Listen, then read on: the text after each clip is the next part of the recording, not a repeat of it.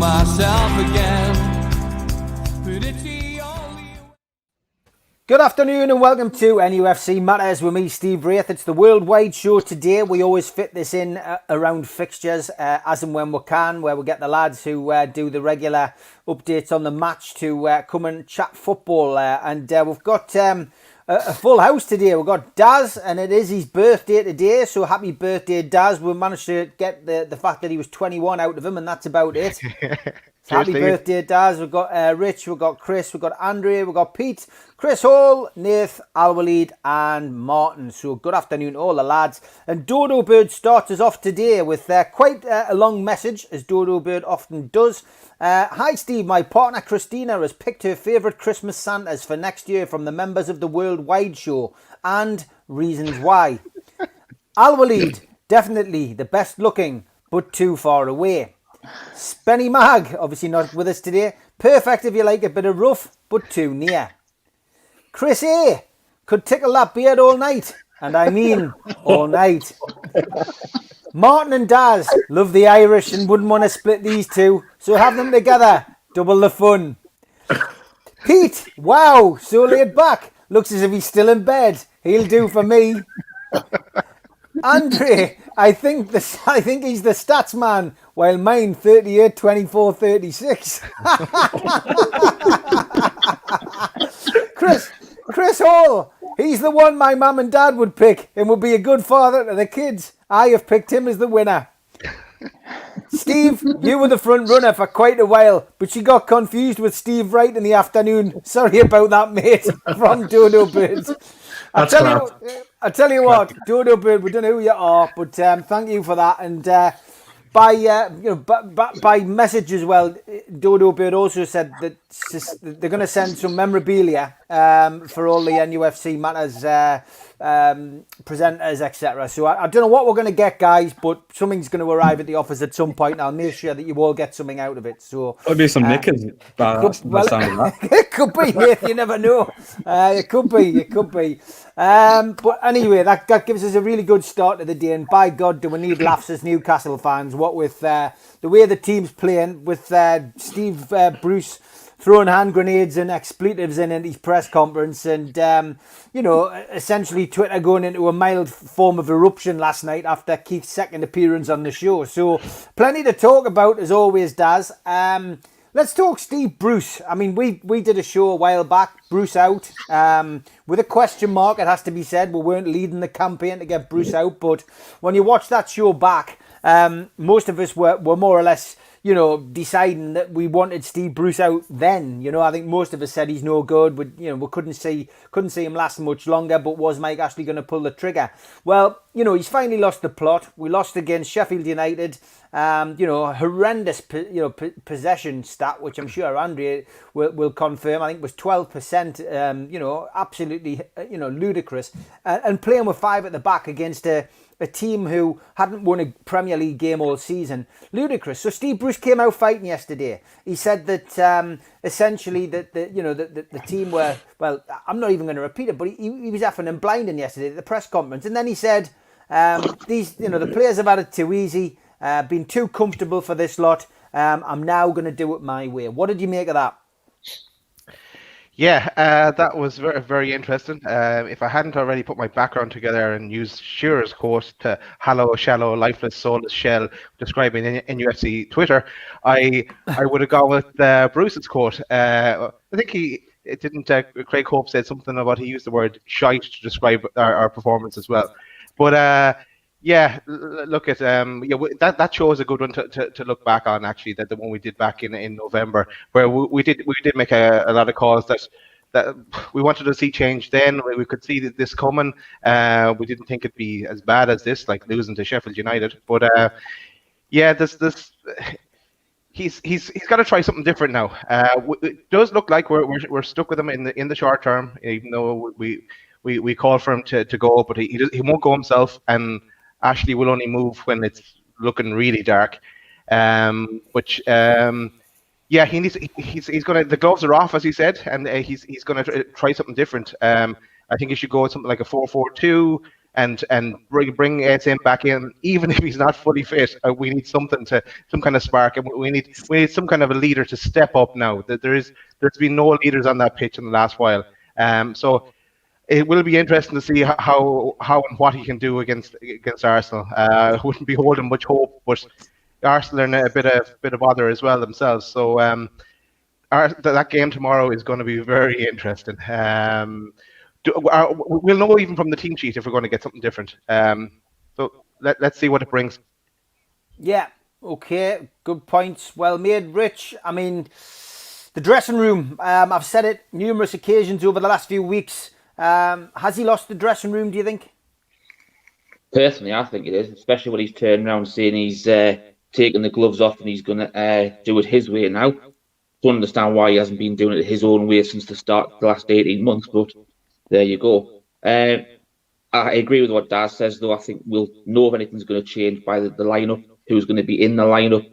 If actually round pegs are going to be in round holes for a change, that might be something that will tell us something. But I think we've definitely got to be a little more to either 2 up top or 3 behind Wilson or something like that as a formation-wise. But I definitely think he's lost the plot, and I think he's lost the dressing room. I would say half the first team squad are probably not on his side and wanting to get him out. Yeah, I mean, that's certainly apparent by the performance that we had against Sheffield United. Chris, afternoon, mate. It's... it can't get much worse, can it, really, than a defeat against the bottom team. And we all saw it coming. I mean, a lot of people pre-Sheffield were talking about Derby County when they went down with that record number of points, and they got 4 points off Newcastle that season. I'd already given the premonition about the last time we had to beat a Sheffield team, in a proverbial 6-pointer. We lost that 3-1 at home against Sheffield Wednesday. So I suppose all the omens were pointing to a defeat, but it still doesn't make it any easier to take. Sure. I think after the Sheffield match, my interpretation of the gloves are off is that he's saying it from both ends. He's now obviously lost the players, lost the dressing room, but I also feel that he's getting it from Mike Ashley and Lee Chang, saying you can't jeopardize our potential takeover because PIF, the consortium, will not be interested in picking us up if we're dropped down into the championship. So I'm not saying that they say there. Others have maybe said that off the show that his job's on the line. He needs to win Arsenal or next couple matches. But I do think that his being light a fire is indicative that he'll fire someone under him, and not by the players, but by the higher ups, by Ashley and Charlie, saying, "Get this ship in order. We need to sail it, to the promised land." Yeah, okay, good points. Andre, good to have you on, mate. I was right with my stats, wasn't it? 12% possession against Sheffield United. Yeah, hi to everyone, and good to be back here and good to see you guys. Hope everyone is doing fine in these strange times. Strange times also for our team and our club. At a certain stage, actually, it was 11% possession, but I think that there are other stats which are more concerning and other things which are more concerning. Honestly, there's so much negativity around NUFC these days that I am almost inclined to talk positively, like I want to bring some positivity. And to be honest, I personally liked Steve Bruce's press conference yesterday. I like the fact that he seemed upbeat and it seems like he wants to give some people a kick up the backside, if you want. But the thing is that I don't trust that it will pay any dividend, because he keeps chopping and changing all season. I paid some time checking today formations of Newcastle this season. So there are 6 different formations that we've used in the 17 league games, and it's only one time that we had 4 league games in a row that we played the same formation, 5-3-1-1. Even the last game, he came up with something, new, like the 2 false stance, which, by the way, I follow some of the journalists who are very close to the team. And apparently some of the players were surprised by Bruce's comments after the game, because before the game there was not a distinct instruction for anyone to play like a false 10 or a definition of what a false 10 is. So sometimes he comes up with stuff, improvising for the press conferences. But the thing is, he 18 months in, he still doesn't know his best 11. He doesn't know his best tactical formation. So now that he says the gloves are off, I think it's more like emotion, not like a certain plan in his head. And what really struck me during the Sheffield game was the fact that during Bruce's tenure in Newcastle, Newcastle acquired 13 senior players. Out of these 13 senior players, only 3 of them started. It was Wilson, Fraser, and Jeff Hendrick. The other 8 players were mainly Rafa Benitez transfers, or even some players like Darwell, which were acquired when Steve Pardew was in charge, or Paul Dummett, who's there forever. Yeah. And the 2 biggest transfers were Joelinton and Almiron, 60 or 65 million, depending on whatever sources you trust.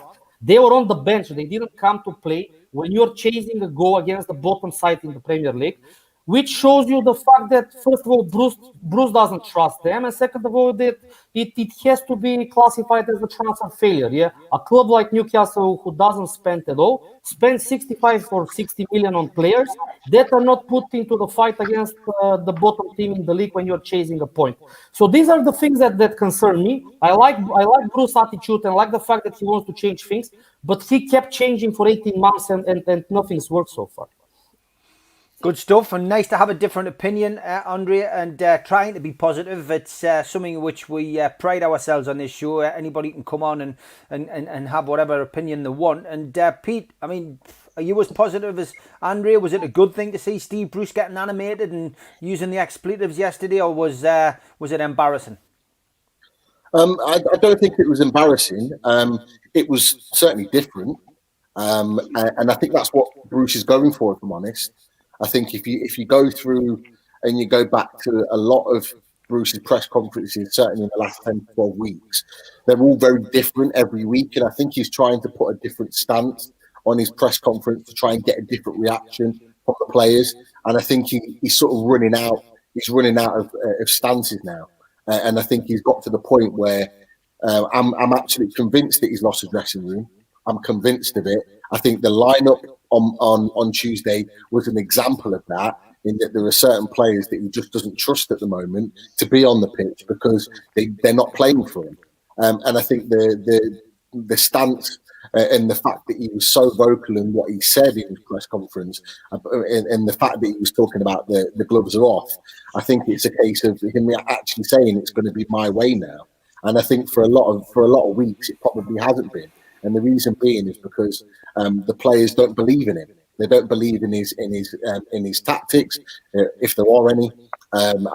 They don't believe in his methods, in his way of football. And I think the results have been there for all to see. So I think we will get something different, certainly from the lineup, and I think from the approach in the team on Monday. Whether it makes a difference or not, it is another thing. Our record at Arsenal is atrocious, so I don't see us winning.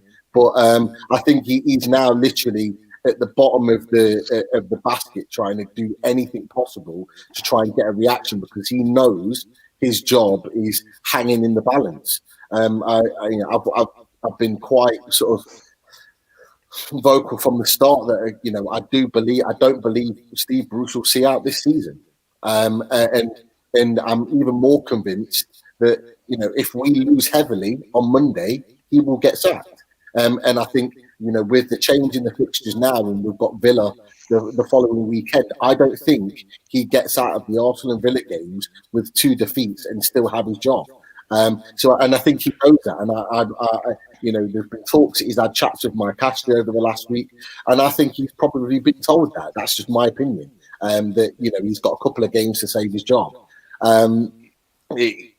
He's clutching at straws. I've said right from the beginning, he will scratch and claw and do whatever he can, and have whatever stance he possibly can to stay in this job for as long as he possibly can, because he's finished.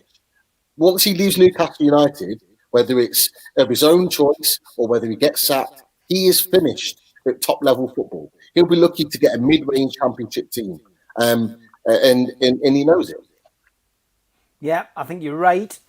Chris, do you agree with that? And I mean, Pete's mentioned Mike Ashley and Lee Charnley. We've heard very little from either, but Keith Downey did come out with a line after the Sheffield United game, more or less saying that the club would stick with Steve Bruce for the moment, but if they were to get dragged into a relegation battle, then things may change. So we have heard something from the club via, a third party, but a third party that, to be fair, has a good relationship with Newcastle United. Yeah, I mean, it looked like the vote of confidence, or the dreaded vote of confidence, as some people call it. I mean, as the lads have already said, for me, it was quite pleasing to see what he did yesterday, because he needs to change something up. He can't just continue as he is, because he knows his job's on the line, and I think he's been told that in no uncertain terms. I think the most interesting part of the statement yesterday for me was the very last sentence, "I'm going to do it my way." So that tells you that either he's listening to his coaches, his other Steves, or the players have been saying, "No, listen, we need to play 5 at the back." I'm not so sure. I'm not so sure the players would encourage that, though, because I think that's Steve Bruce's go-to, as has been shown with his previous clubs, and I think he's probably lost some of the players in the dressing room. And maybe he's been influenced on his team selection by others, maybe that, but certainly not his formation. But this Arsenal game, on Monday night is absolutely huge for Steve Bruce. I mentioned on our chat yesterday, just imagine the pressure Arteta's going to be under if we turn them over. It's a massive game for both clubs, and I think whoever comes out victorious, especially if it's emphatic, the other manager is going to really feel it. And obviously I'm really hopeful that we can get something, but on the other hand, do we want to prolong this any longer than we have to? I mean, let's say Bruce gets a result on Monday. Is that just going to give him another 3, 4, 5 games? And that going forward, that's not good, is it? So No, not at all. Not at all. And lots of people in the chat as well, Chris, having their opinion. I am keeping an eye on this game. It is Wolves 2, West Brom 3. We've got 3 minutes left of injury time. John just says, this is depressing. Can we change the subject? We've got to talk about it, unfortunately, mate. Nath, it's good to have you on, mate. And yeah, I mean, look, it's all kicked off again this week. We knew it would do if we got beat off Sheffield United. But our next run of games don't give us a huge amount of enthusiasm. And people putting up the stats there, for our trip to Arsenal, it doesn't read well. We haven't scored against them, but in 510 minutes of football. Once we get out of that game, we've now had the Aston Villa game placed straight after it on the 23rd. We've then got Leeds United at home on the 26th. The games are coming thick and fast.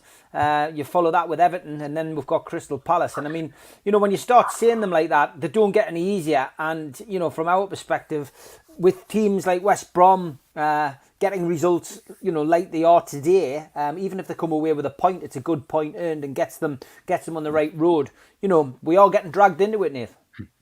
Yeah, absolutely. I think like the comments there, like what the whispers that we heard from the club around, if we get dragged into a relegation battle, well, they need to wake up because we're in one. We're well in a relegation battle right now. I think earlier on in the season we were playing terribly, but we were picking up results, and we all said week after week, it's a matter of time before the luck runs out, and look where we are. Like the luck's run out, and it's run dry a good few weeks ago now. So yeah, we're on borrowed time massively. That's the risk really, that if it's a case of you've got to get a result at Arsenal to keep your job. If we happen to fluke something against Arsenal, then for me, it takes us into those run of fixtures, which you said they're not getting any easier, but the fixtures that we could easily get points with our best team, and if we put our best foot forward in those games. So if we're taking Bruce as our manager into those games, then I think that's a really shaky foot into those winnable games. To be honest, I think the press conference, like he said, obviously he said he was going to do it his way, but we've had, I think if we're being really picky about and picking apart everything that he said, which I think, we're probably allowed to after watching this kind of football for 18 months. I think if we're picking up on everything that he said, saying that he's going to do it his way, what we've heard for the last 18 months is that he's continually said, we're working towards something, we're building towards something, we're a work in progress, all these kind of cliches that he's thrown out there. And so if he's saying it now that he hasn't been doing it his way all this time, then whose way has it been? Like, has it been the players? Has it been people above him that are dictating? We don't have a director of football to get involved with that kind of thing. So it's not coming from that direction, certainly. But what we're all used to now with Bruce, it's excuse after excuse. If he's been criticised by the media, he'll say, "Oh, the fans don't understand what I'm trying to do." So then now he's saying that it's not him that's trying to do anything; it's somebody else that's doing it their own way. So it's just all bullshit to me. It's like he doesn't know what he's saying. It's one of those people. He's one of those people who he can't really take ownership of his mistakes, and he seems to kind of pass the buck. He doesn't really take any responsibility nor have any insight into that he's actually doing nothing to the team. He's not improved as at all. So yeah, that statement the other day completely undermines everything he's been saying to us for the past 18 months. I think where do we go from here? I think at this point with Newcastle and Steve Bruce, it's kind of just a toxic relationship, isn't it? Almost. I think it's he's not good for us. We're not good for him because he can't. I don't think he's got the skills to do the job. The fans are against it, and it's kind of it's one of those a toxic relationship where neither party can leave, because Ashley won't leave because of this. Ashley won't sort of get rid of him because of this pending takeover and doesn't want to rock the boat kind of thing. Steve Bruce won't leave because, as Pete said, he's got his career to look at, and I think that's where he's looking towards. He's looking towards his future. But for me, he's doing his career more damage by staying in this job, making things worse and worse and worse. And now we're starting to see the media turn. It seems like there's an agreed media narrative that some managers are a fair game and they're a free for all to go on, and then some managers aren't. But it seems like now it's maybe getting in vogue a little bit to be able to talk about Steve Bruce, as we're seeing one or two people come out, and it wouldn't surprise me if next week all the usual players who've been backing him will be saying that it's time for him to go. As Keith says, 3 massive points for West Brom and Sam Allardyce. He gets the win, 3-2 away at Wolves, and the Wolves players look sick as chips. It's not life changing for us at the moment, but it takes them another 3 points closer, puts the pressure on. Steve Bruce doesn't get a result again at Arsenal. Pressure's going to mount, Al Walid. And what's your view on Steve Bruce's position at Newcastle? Just looking at the table there, Wolves obviously 22 points, Newcastle in 15th, 19 points, Burnley 16. Brighton 14, and then you've got the bottom 3, Fulham on 12, West Brom on 11, and Sheffield United on 5. It's starting to tighten up. There was a big gap there originally, but it's starting to tighten up, Al Walid. It looks like we were going to have a tournament from first of the standing table, and we will have also special tournament on the last 6 or 7 position. Hopefully we're going to be away from that soon. Steve Bruce look like he will it's like playing the cards. He will do all in tomorrow, starting from tomorrow. Actually, I don't know what. I'm just thinking. Does Mike Ashley call Bruce after the game of Sheffield? I suppose he asked him, "Okay, we will forgive you tonight. What next? Are you gonna doing the same? You will do 5 at the back or false 10 or whatever, or there will gonna be some change." I guess we'll find, and of course we will find out tomorrow. I guess also Liverpool game give a strong vision. Maybe he thought this plan against Liverpool work, so maybe it will work against other teams, which obviously not. We see against Sheffield, we were in embarrassing performance. And now we have Arsenal, Aston Villa, Leeds, and these 3 games is we must get 4 points at least. If not, we will be fight for relegation sooner this season. We have to change we can defense and attack in the same time. I don't know why it should be defense all the 90 minutes. The good teams, the good manager, he can defense and do some attacking as well. And I hope we see this since tomorrow. It must be a change for tomorrow. He can't be doing the same as he did against Sheffield. Yeah, it'll be interesting to see what happens on Monday. Neil Warnock, as always, berating officials as Middlesbrough lose 1-0 at home to Birmingham. It's always fun to watch Neil Warnock, to be honest. Like he twists on 21, that guy. Martin, your take on the Steve Bruce press conference and the aftermath of that Sheffield United game. I think as a panel, we've all talked before and said that. We seen the loss of Sheffield United coming. The only person that didn't was Bruce. We knew we needed to set up. We needed to go at them and, to quote Bruce, be front foot. And we didn't do that. He went defensively and decided that he was going to try and either get a goal on the break from Wilson by humping it up the field and hoping, or going for the point and a draw, which he didn't get. We obviously lost. I think his comments yesterday, I found a couple of things interesting. I think, one, it shows a man that's heavily under pressure. I think he has lost the team. We said it 5-6 weeks ago. I got fairly lambasted on Twitter for saying I think he's lost the dressing room. And I had a heap of tweets and DMs going, "You're talking shite." So I think he has lost the dressing room. I think there is player power. And one of the comments there is player power always wins. And I think it does. I think the thing with Bruce, I think he's got 3 games, if he's lucky. I think he's got the next 3, which is Arsenal, Villa and Leeds. And I think if he loses 2 of those, then I think Ashley pulls the plug. He has to, because otherwise we've no asset to protect. And Ashley, as much as I hate the man, is a shrewd, clever businessman. And he is not going to put this deal in any form of jeopardy from his side, because he knows it's the cash cow. He's getting nothing else for this club if we go down. He's not getting the Saudi cash cow. He's not getting half the money. The club is devaluing. So Bruce is not the answer to his problem. I get some of the comments will come on and they'll go, well, who comes in? Don't know. There's a few people. I've said, for one, I'd like to see the likes of Pearson coming in. I think he could steady the ship. He could probably deal with a few of the egos. The players who, in my opinion, are not putting the effort in so far this season, the Shelveys, I think need to be pushed a bit. But I think it shows he's under pressure. I think Mitch made the point on last night's show that it's obviously pressure not only from below, but also from above. According to the press, Bruce hasn't spoken to Ashley, but he does talk to Charnley every day, 2-3 times a day. So I've no doubts that message has come, that he's been told, you've got to get us out of this shit. You got us into it, you get us out. And if you can't, I'm changing it. He has to. I don't think there's any other way around it.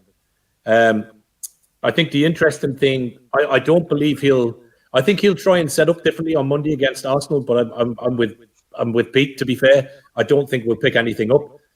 I think the only thing with the Villa game is they've probably got a team coming back from COVID, so there's a bit of fatigue and everything else, but that might be the only thing that maybe gets us something in on that game.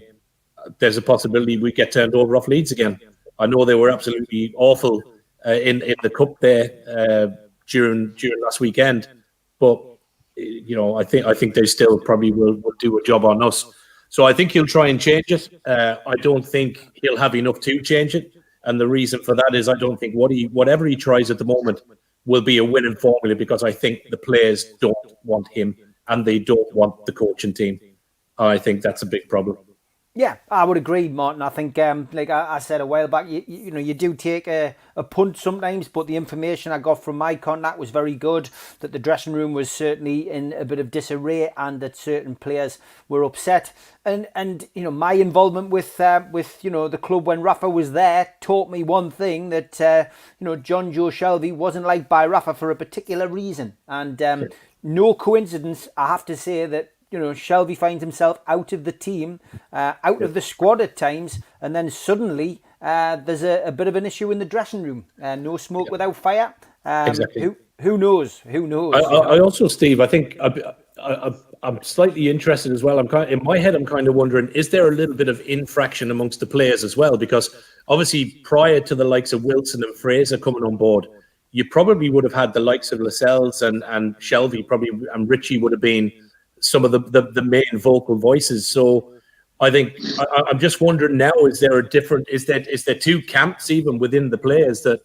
That split not only with the management team is there, but is there a bit of a divide with the players as well, in that you've maybe got the likes of probably Wilson, Richie, Fraser, maybe one or two of the newer players that are kind of going, Jesus lads, what's going on here? I think that was evident in Fraser with the second tackle. He looked completely frustrated. He looked pissed off, didn't want to be on the pitch, didn't have a clue where he was meant to be playing, and the result was 2 stupid tackles. So I just wonder, is it not only with the coach and team and Bruce, but I'm just wondering, is there a bit of a division in amongst the dressing room in that there are more vocal voices have come into the camp now in the likes of Wilson and Richie? Probably Fraser, I would think, is quite vocal with regards to some of that, and maybe Shelvey and Lascelles are on the other side of that, who are maybe pro Bruce. I don't know, but there's definitely not just down to coaching. There are huge problems in that team, and teams picking up points below us. We're only heading one way. Yeah, Life Goals saying, I can't leave you hanging on the Shelvey issue. Look, it was obvious. He didn't want him in the squad. Didn't want him anywhere near the club. Had Rafa stayed, Shelvey wouldn't have. There's no doubt in my mind about that. Believe you me. And I think the way that Joe Harvey described Terry Hibbert, which Malcolm's mentioned on many occasions, is he could cause an argument in an empty room. I think that probably sums up the situation that we'll have with Shelvey. If he doesn't get what he wants, then, he's upset. And look, he carries that chip on his shoulder when he's on the pitch. We've all seen it. You know what I mean? He starts off in central midfield. Before you know it, he's sitting on top of your back four. And he's clearly not been told to do that. So for me, look, he's a temperamental player. And temperamental players don't last long at football clubs. And look at the clubs he was at: Liverpool, Swansea. They moved him on. And unfortunately, Newcastle, certainly in the last 25 years, has almost become like a halfway house for players that get kicked out of good clubs. And that's what's happened with Shelvey. We've ended up with another one. And for every good game he has in 10, and Newcastle fans, obviously, because we're morale is so low watching our team, we hang on games like that. We love to see that. Anyone who's quick, we're out of our seats when we're allowed to go to the games, and we're over the moon because it looks as if they're putting a bit of effort in. We're easily conned nowadays because, that blip we had when we had the entertainers made us feel like that we should be achieving more, etc. But I spoke about this when I was out on my walk to 2 guys today in the street. 2 guys, his first game was one of the guys' first game was 1967. The other guy's was 1962, I think it was. They watched the show regularly. And they said to me, we've always been like this, so Steve. We've always either been fighting a relegation battle or we've been mid-table in the old second division. And I turned around and said, yeah. And I says, reading the history books, I said, we've always been against the board. And then they started going on about Lord Westwood and McKeague, and and the fans have always been against the owner or the board. So nothing's changed. We should be used to this. We should be used to everything that goes on. But yeah, I hope that answers the question about Shelvey anyway. Daz, we've got because there's so many of us on, we'll probably only cover the 2 topics. So let's look ahead to Arsenal, mate. Get away from the negativity, I suppose, of the Sheffield United game, and try and accentuate some positives about what we can do to change this. Steve Bruce says the gloves are off. He's gonna change things. He's gonna change things around. He's gonna do it his way. Then what's he gonna do? What would you advise Steve Bruce to do on Monday to change things? Just it's pretty simple. Go for it. Don't sit back. Go. I'd go 4-4-2 with Darlow, McKeown, Clark, Fernandez if he's fit. Either I'd be tied up between Lewis or Richie. Richie bring the some kind of leadership. I'd definitely play Matty Longstaff and Hayden in the middle. I'd play ASM if he can play as well on the wing, and on the other wing, I'll have to think about it. And I'd play Gale and Wilson up front, and just really go for it. Don't be sitting back waiting for Arsenal to come and attack us and hang on for a draw and try and get a point. Just have a go. He says the gloves are off, so let's see what that means to him, and see what really happens then. It's not going to be easy though. Arsenal could up their game as well, and as Chris H said, that they need the points too, and that they need to get the results, and that they're not going to want to lose against us. This isn't Wenger's Arsenal though, is it, Daz? So, you know, like you said, you know, we should go for it. We should, and he did point out, and he wasn't wrong in pointing it out, that, you know, the critics that he was mentioning weren't having a go when we played Leicester or Liverpool or Man City or whatever. You know, there was effort there, but it's almost as if he's hanging his hat on the fact that the players made some effort in them games. Well, you know, you should be making that should be the minimal thing that you do playing for our club. You should be putting effort in. You're getting paid a vast amount of money to kick a football around. That's what you should be doing. Exactly. And look, if we're edging closer to a relegation, right? Just let's think the worst here, the relegation. I know this was meant to be the positive bit, but a relegation and a no takeover or whatever. But these players, they're not going to be back. Well, 99% of them aren't going to be back in the Premier League again. You know, if they go down to the Championship, they're staying down there, probably along with Newcastle, because they're Championship quality players already. So, like, throwing down the gauntlet to them, like, show us what you're made of. Show us again. You have done it in the past. Show us again, because it's not all about Bruce having to up his game. It's about the players as well. Show us that you deserve to be in the Premier League. Okay, no one knows what's going to happen next year, whether you're still going to be at Newcastle or move on or whatever. No matter what your contract is, but just prove it to yourself. Just don't go down with a whimper. Like, up your game and give your all for the jersey. Really, you know. Just like this half-heartedness and losing to the likes of Sheffield United. Fair enough, yeah, you did put up good games against the big clubs, but we don't play them every week. Arsenal are at a level, the same level as us this year.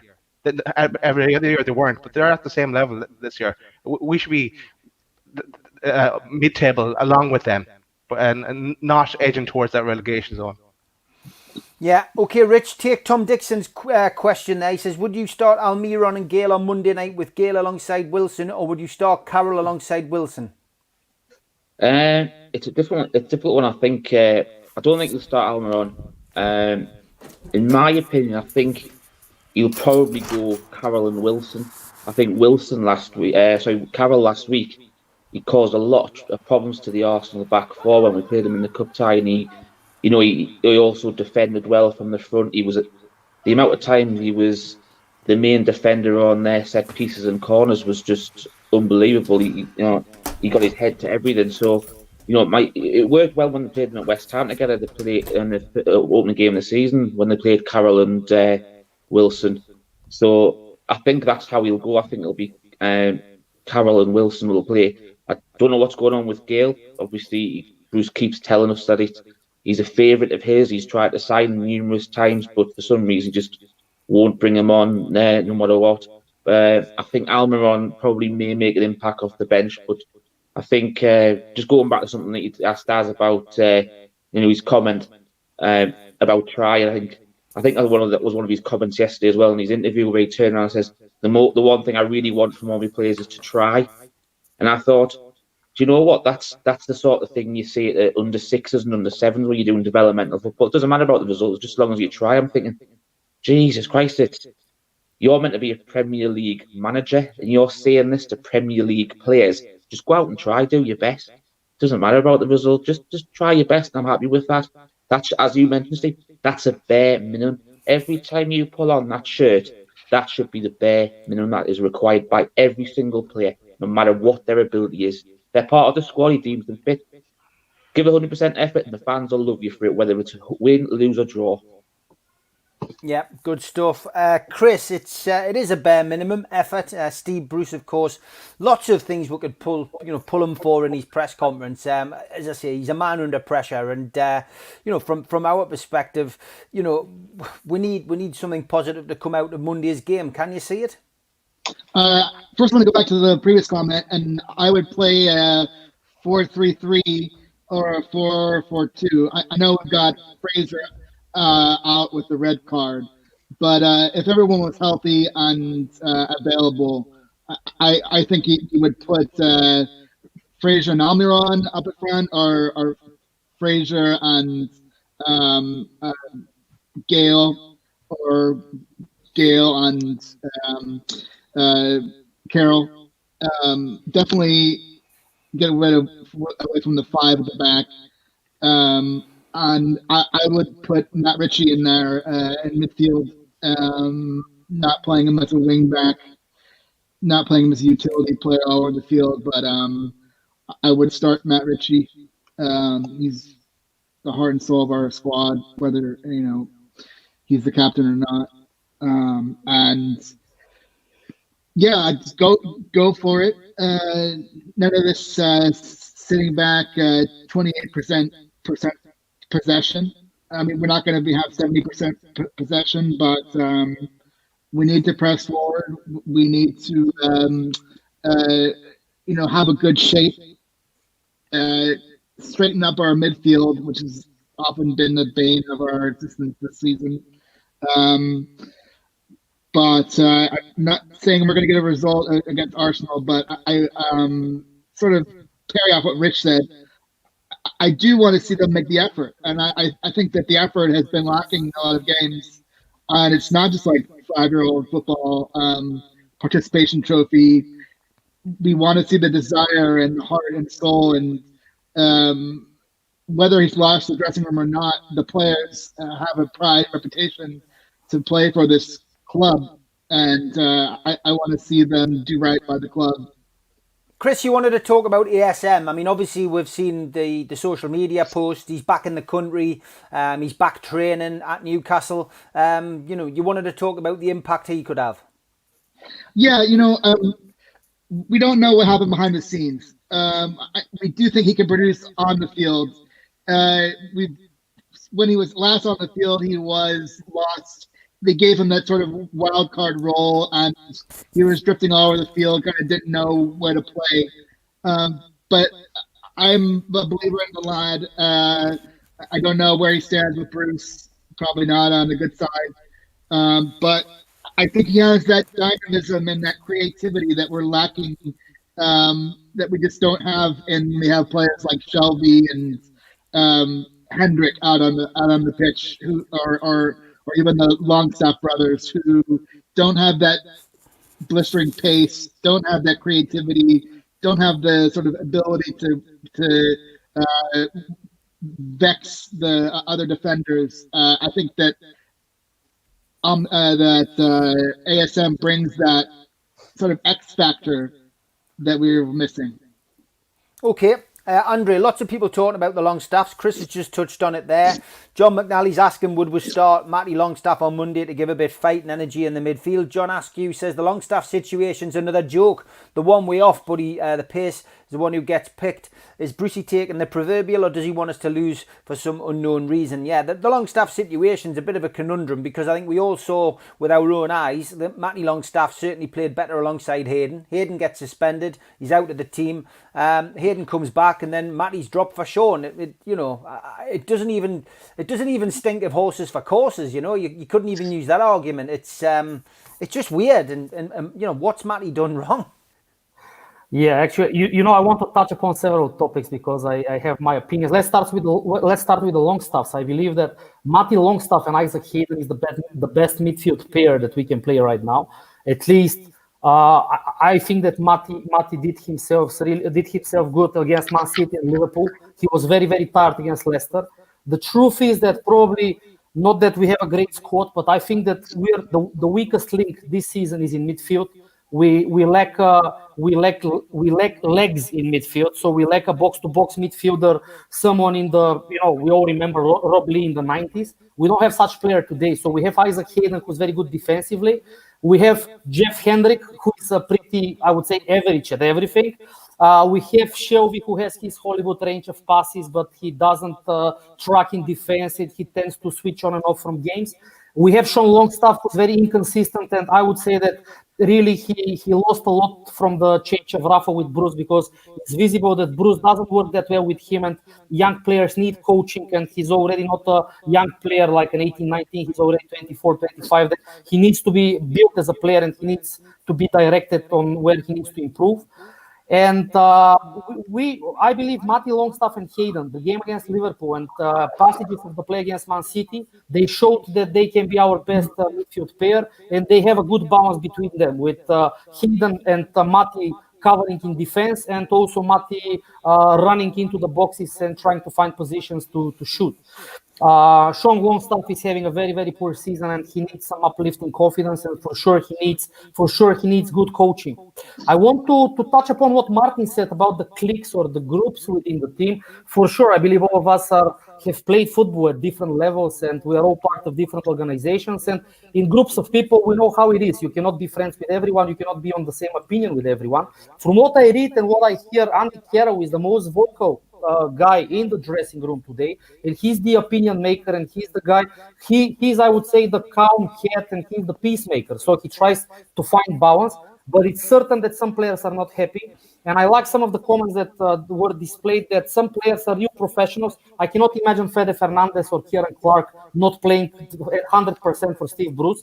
At the same time, I can fully imagine Dwight Gale not being happy and raising his voice. He's in the club for 5 years. Same with Jamal Lascelles. We know from the past that he's very vocal, and he's a straight talker, and he will not shy from, saying the things as he sees them. And Steve Bruce admitted that before every game or after every, dramatic game like the one against Sheffield, he tends to speak to a group of players, the most experienced ones. And apparently the tension point there is the fact that the players are urging him to play more offensively, to be on the front foot, while Steve Bruce is kind of the opinion that Newcastle is more suited to play three at the back and to keep a low block in defense. And this is the tension point. And now I don't know what these gloves are off means, whether he'll try to attack. But I believe that what everybody said, Arsenal are there for the taking. Is the weakest Arsenal team since I follow the Premier League. I started in 94-95 when they sacked George Graham, and Bruce Rioch replaced him, and Arsenal finished 12th, I believe. It's the poorest Arsenal team I've seen for decades. Our stats there, both at Highbury and the Emirates, the last 20 games, 1 win, the famous Andy Carroll winner, 1 draw. I don't count the FA one from last week, but the first game at the Emirates when Kieran Dyer scored. So 1 win, 1 draw, 18 defeats. We have absolutely nothing to lose. We need to take the game up to Arsenal, and Bruce really needs to be proactive and try to beat them. They're up there for the taking. Crystal Palace should have won the game the other day. I watched them. Their best player is Tierney, who might be missing, but even if he's playing, their best player is their left back. So we should take the game to them, and we should really go for it. We have nothing to lose, especially after the West Brom result from today. Yep, good stuff, Andrea.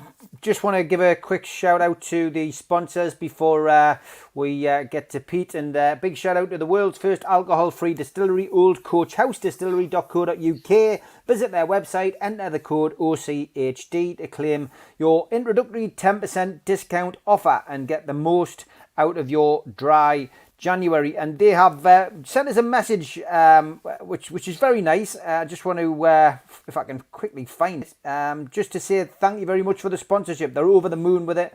They love the coverage that they're getting, which is nice. So it is nice to get mentions from the sponsors, especially on social media when you can get a lot of negativity on there, but it's nice to get the positivity. And a big shout out to qtechshop.co.uk, makers of pool tables and snooker tables in Wallsend, and the makers of our t-shirts, which you can buy from newcastlelegends.com. Don't forget, you can also get still the limited edition Supermac Cup and the limited edition Supermac t-shirt. So big thanks to the sponsors. And if you enjoyed the show and you're a first time visitor to the channel, please subscribe by clicking this little button on the right bottom right. Click like on the video, and please give it a share. That takes you to your social media, to your Twitter, to your Facebook. We don't get any of your details, of course. You can just share that and try and get a few more subscribers. We gained another 100 subscribers just from last night's show alone. And I would say hello to me postman from Newcastle, who I bump into every day on my walk. He's a big fan of the show. He does tune in, and weather permitting, we often stand and have a chat and put the world to rights. And you're wondering what the stickers are on his post box that he pushes around the streets of Newcastle. Well, there you go. I think they're fantastic stickers there. There's a few from the past there. You've got Super Mac, and you've got Matty Longstaff on there. You've got St. Maximin. You've got Matt Ritchie. But he's a big Newcastle fan, loves the show, and he just wanted to pass on me thanks to you guys in particular. He enjoys watching you guys as well. Pete, over to you. Arsenal Monday. Andrea said it's a long time since we've won down there. Can we break the duck and maybe get back to winning ways with Steve Bruce's new message to the players? He has to. There's no other way of answering that. Bruce has to get 3 points. Every game matters now. I don't believe that he can have another week like he's had this week. I just don't believe he'll get through another week like this, still in the job. So he's come out strong this week, and he said a lot of key things in terms of the gloves are off and blah blah blah and all the rest of it. He has to now back that up. Far too long, and I go with the players with this as well. Far too long, we have too many players and manager come out and do too much talking. They all have a lot to say during the week, and then we see the same old rubbish week in, week out. He's said that the gloves are off. He needs to put out a team, and they need to put in a performance that backs that up. Otherwise, it just falls on deaf ears. And to be fair, for a lot of us as fans, it falls on deaf ears already. But as you can see, the media, it was really interesting. Kieran Dyer coming out on BBC Radio yesterday and talking about Steve Bruce and actually being quite negative. He's normally quite negative about the club, but actually even he seems to be on side with regards to it not working at the moment. And there's a lot of talk now about Steve Bruce and whether he's capable in the job. I can see that Robbie Savage has gone back on his words in the last 24 hours about Newcastle. So you can see the tide's turning. And he knows this. He will know this in the media, that the media are now against him. Because when the media want an angle, when the media want a new manager in a club, they'll make it happen. And it seems like they're turning the screw at the moment, right? However, look, he needs to win. For me, we need to change tact in our performances completely. Okay, whether that can happen in the space of 2 or 3 days, I have no idea. Now, what was interesting for me is that I watched that game against Crystal Palace midweek. Okay, and Crystal Palace, for long parts of the game, dominated by playing very simple football. Is it entertaining? No, but it got them a point. And it was the fact that they played the ball very long and they played it to Benteke, who can hold the ball up big and strong and aerially dominant. That's the area that we're going to get in on Monday night, because Arsenal are not aerially dominant. And we won a lot of things in the air, whether it was defensively against Arsenal or whether it was an attack. And Andy Carroll was absolutely crucial in that. So for me, he needs to start. For me, alongside the goalkeeper, he's the first name on the team sheet. And I can't believe I'm even saying that. But for this game in particular, he is crucial for that. And then what you do is play Wilson in and around him. And you play them tight together. You're going back old school again. Big man, little man.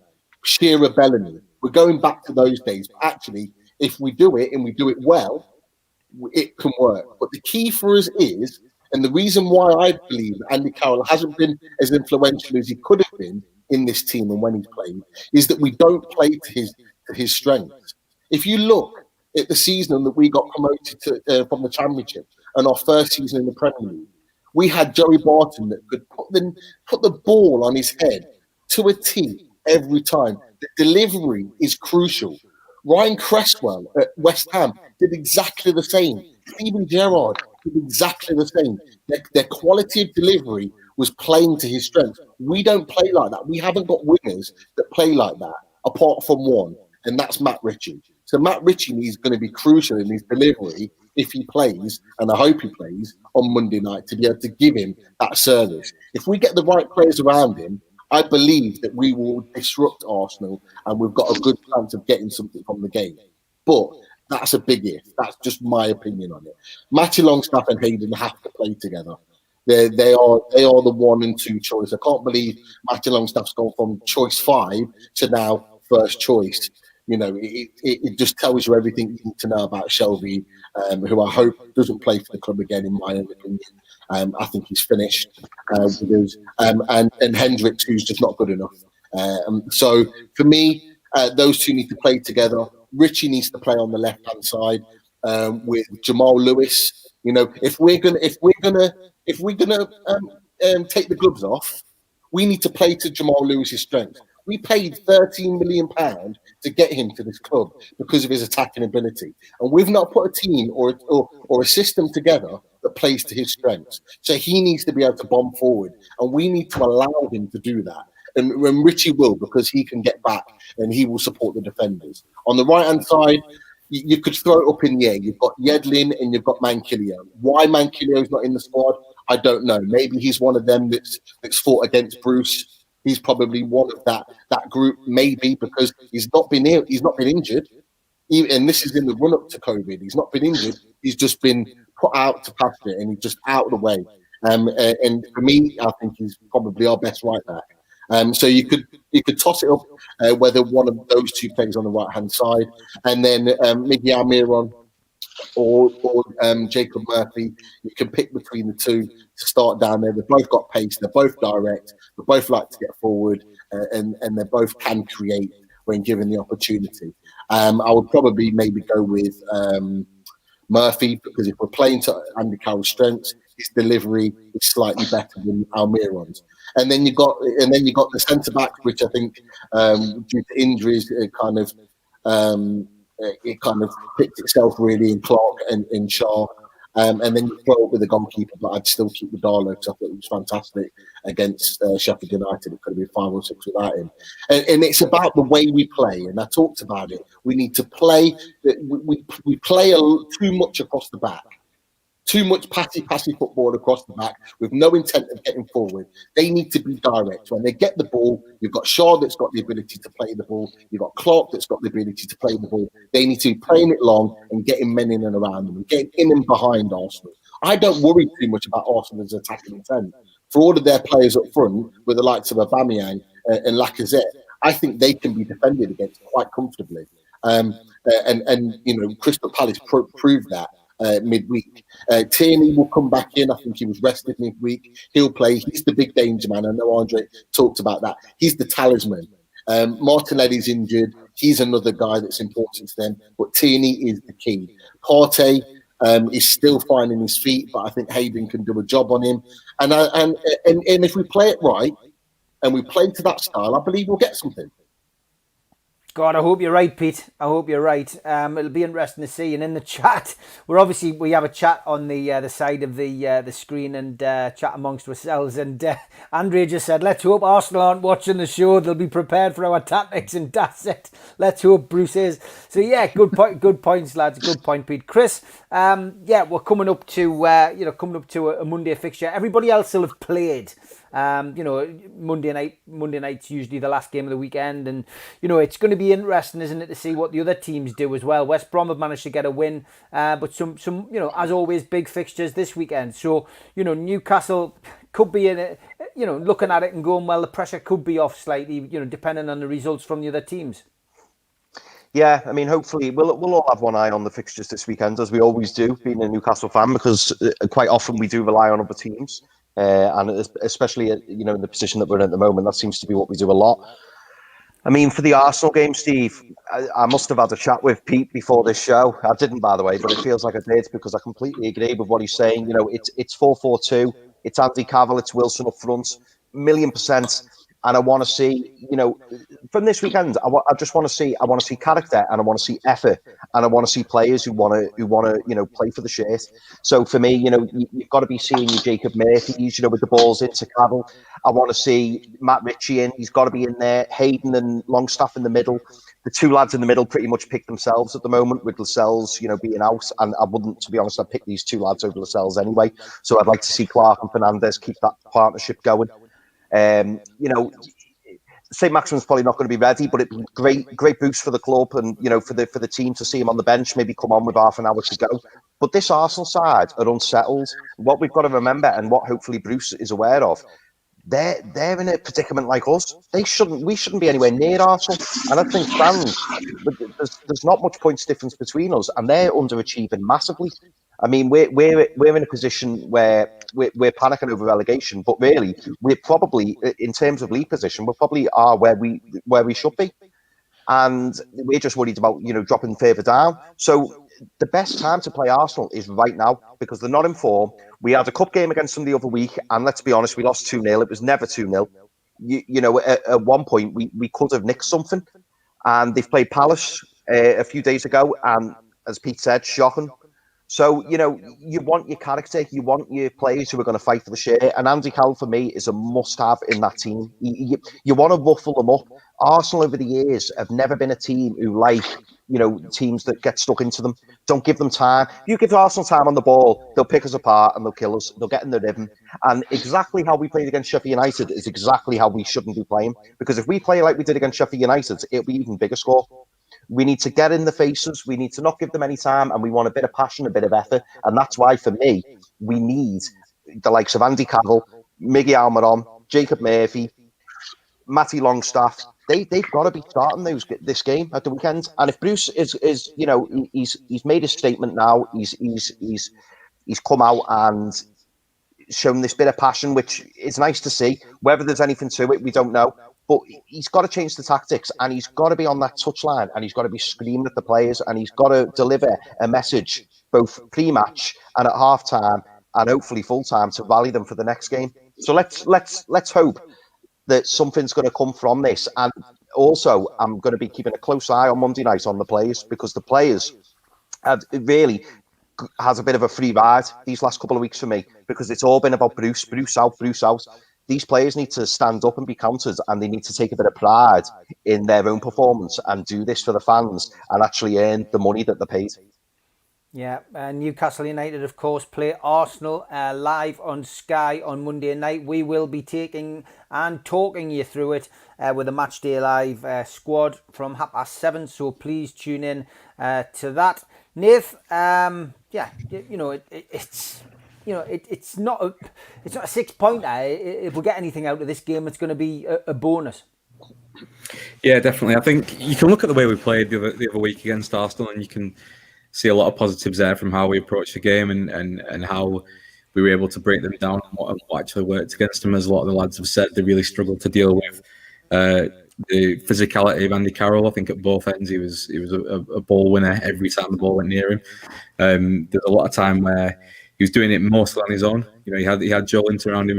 Joe Linton was sort of non-existent in that game. It was another one of those games where he went missing pretty much the entirety of the game. So you can only hope to imagine what would happen, as the lads have said, with Wilson buzzing in and around him if he gets those knockdowns and he gets those opportunities to keep hold of the ball when it's not long to him. I think we talked about what the system is under Bruce, and we've talked about what we're looking to play, and we're complaining that we're not seeing sort of free-flowing attacking football. But I think we're at a point in the season now where we need to sort of take stock of where we are. And I'm not at a point now where I'm going to be objecting to sort of 2 banks of 4 and sort of long ball up to a target man, as Pete said, big man, little man. That would do that all season for me if it gets points on the board for us, because that's where we're at the moment. We can look to refine that, and we can look to improve upon that and build upon that in future seasons. But where we are now, it's more important than ever before. I think with the takeover looming, that we get points on the board as soon as possible and steer us away from this predicament that we're in. I think there's a reason why, like managers like Allardyce. I think Allardyce hasn't had a good start at West Brom, but look at what happened today. They'll start picking up points now, and you'll see that style of work, that style of play, he'll have got that into the team, and they'll probably reap dividends from that now. So yeah, for me, I think it's going to be a really telling fixture. It's going to be interesting for to see what Bruce comes up with. I think if we sort of not forgetting what's gone before, but if we're taking Bruce at his word from his press conference of the day, and if he's going to do things his way now, then yeah, show us on Monday what your way is, and show us what you're going to do with this team. And then we can judge him by that. So if he says he's going to go out on the front foot and he's going to we're not going to sit behind the ball, we're going to look to be solid, but we're going to defend well, but we're going to attack as well, then yeah, show us that. And if the players don't do that on Monday, then therein lies the problem. And is it the players aren't playing for you, in which case it's probably time for him to go? Or is Bruce not able to sort of impact the team in that way? Is he not able to get the best out of these players? And is he not able to find a system? In which case, you know, the result is the same. He needs to go. So, you know, I don't want to jump on the sort of the bandwagon of hounding him out, but you know, we're at a stage now where it's pretty much untenable. I want him to win. Obviously, I'd love it if we won every game from now to the end of the season. I wouldn't say another word, but yeah, it's where we are, and I think yeah, we'll see if he puts his money where his mouth is on Monday. Okay, Alwaleed, Geordie Jedi saying, which way and whose way has Steve Bruce been doing it? I mean, it's an interesting question because he's been here 18 months. He hasn't just arrived. He hasn't just, took on the players from the previous manager and just started the job. He's been here a while now, and you know, he's had it easy. There's been no supporters in the ground, but whose way has he been doing it? And you know, what do you want to see from Steve Bruce's team on Monday? Oh, you're on mute, Alwaleed. Sorry. Exactly what they are doing, what he was doing, which formation he using. Is it Mike Ashley formation or what is it exactly? The thing I'm much worried about, it's about we really miss scoring goals. Usually in match day life, I see you guys, I'm always behind in the time. So I'm waiting your reaction for something, but when I see dangerous or starting of attack, I get disappointed because I didn't see you get happy. That's mean I know it's not gonna be a goal. Yeah, that's happened always. So I'm trying to analyze that. I noticed Wilson.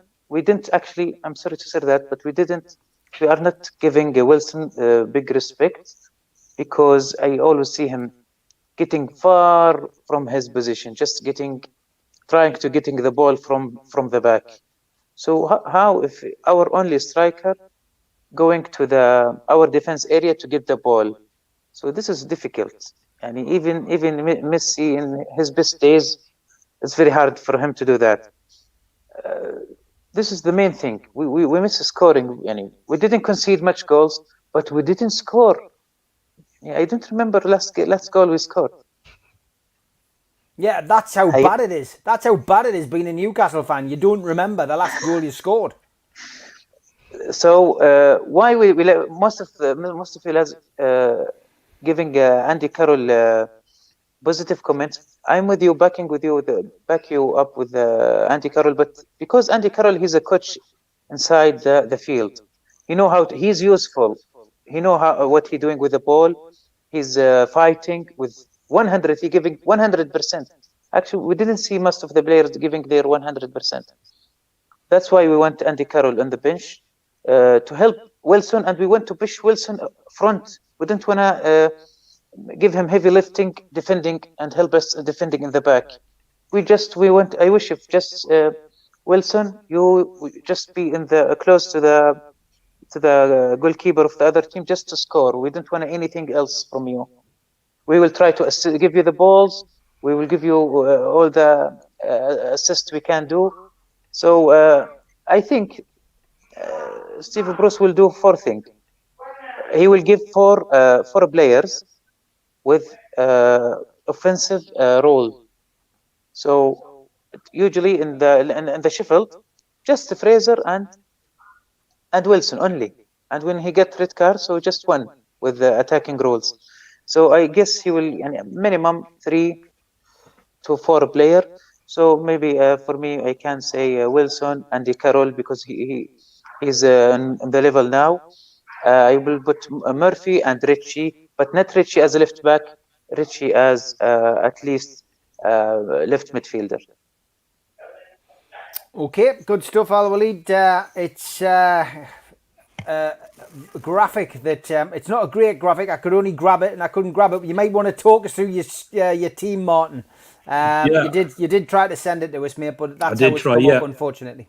I went slightly different, and I get Pete's point, and Chris is totally on the Andy Carroll and kind of getting balls onto his head and stuff. But I think at the minute for me, he's I know we put him in there with Arsenal, but I think he's an impact player. more so than maybe a 90-minute for me at the moment. I know it's bad that we are relying on him and he's the goal threat we've got, but I actually changed it up. I went with a 4-2-3-1. So I put Wilson up the front. Obviously, if St. Maximum is fit, I put him on the left, Anderson in the middle, and Almiron out on the right, just to bring some pace to the team and get in and play ball in behind. Because I think Wilson, for me, runs the right lines. He makes the right spaces. And if, to win a game of football, you've got to score goals. And you've got to score more than your opponent scores or score one and keep them out. So it's a fairly simplistic game. So Wilson, to me, understands where to run. He knows where to be in a box. He knows how to finish. If you put the right ball in, and I think just with a 3 behind him, you can change that up to a 4-4-2 if you need to. You could bring Carroll on into that 4-4-2 and play the big man, little man. But I think for me, we've got to go at Arsenal with a little bit of pace. I think the defence are there to be got at. I think Anderson came on against Arsenal. I thought he did really well. I would put him in there. I mean, Bruce, as the lads have said, Bruce has got to stand up or shut up now. So I would be going for it. So I put St. Maximum, Anderson, and Almiron just in behind Wilson. Obviously, if St. Maximum's not there, you could throw Murphy up. You could move Richie further up. I did put Richie at left back, but I put him, Shaw, Clark, and Manquillo as the back four. And I would make Richie, if Fernandez is out, I would put Richie in as the captain because I think he's the only one with a bit of passion at the minute and has got that bit of grit to maybe pull and drag people because he is as vocal. Darlow stays in goal for me. I think it's a no-brainer. And the middle, I agree with everybody. Hayden and Matty Longstaff are the central parent for me. I think that 4-2-3-1 with Matty and Hayden in there gives you an opportunity to go at them. It gives us pace. But it also gives us the B plan, which is to drop it to a 4-4-2. You could, if St. Maximum is flagging, you could put Murphy on, change it to a 4-4-2. You could push Hayden further back. If you were ahead, you've got Hayden you can push back in front of the 4 to make a 5, and you can bring Carroll on to support Wilson and change it up. So I just looked at something a bit different as opposed to the big man, little man thing, and just how we could maybe get at Arsenal's back 4 because I agree with Pete. They're not good aerially, but I think there's an ability to get at them on the ground as well. Luis is always prone to a mistake, whether it be catching somebody in a box or whatever. So I think, look, we've got pace players. Why are we not playing? Why are we not playing to pace? Just don't get it. So that's mine. I think Monday he has to go for it. There are no options not to. As Chris said, there's enough talking, but the other side for me, which I think is really relevant, is when those 11 players step over the white line onto the pitch, they've also got to stand up. It's not just on Bruce. As much as he is the creator of the current predicament, I also look at the other lads who are alongside him. So Agnew and the rest of them, they're all as culpable. Bruce chose them, Bruce sets them up. But when the 11 go over that grass and they go over the white line, they've all got to stand up. So Monday, they need to stand up, stop talking, be counted, and be accountable.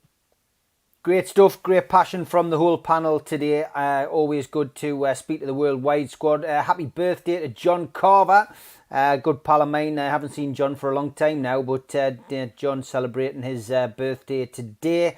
And we do have confirmation of when our new show is going to start. We're going to try something a bit different.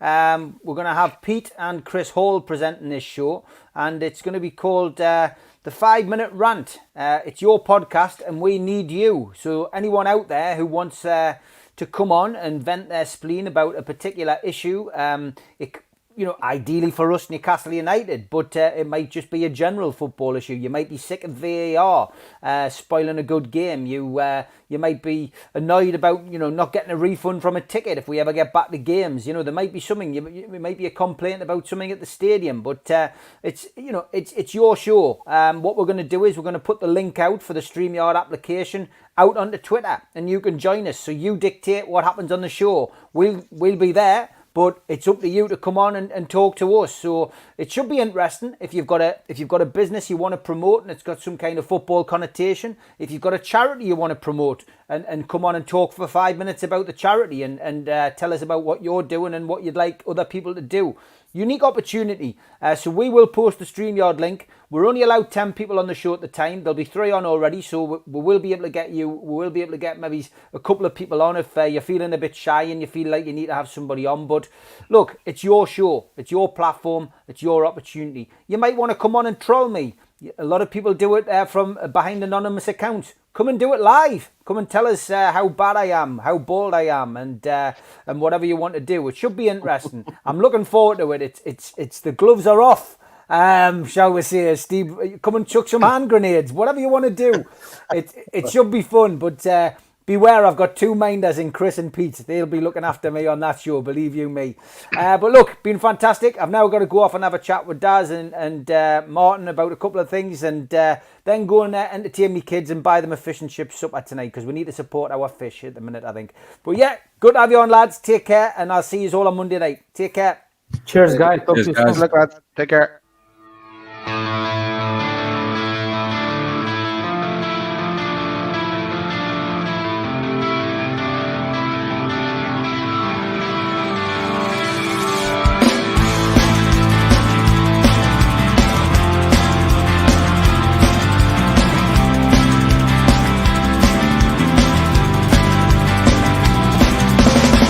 Head back with your critics attack. It feels like I've been talking to myself again.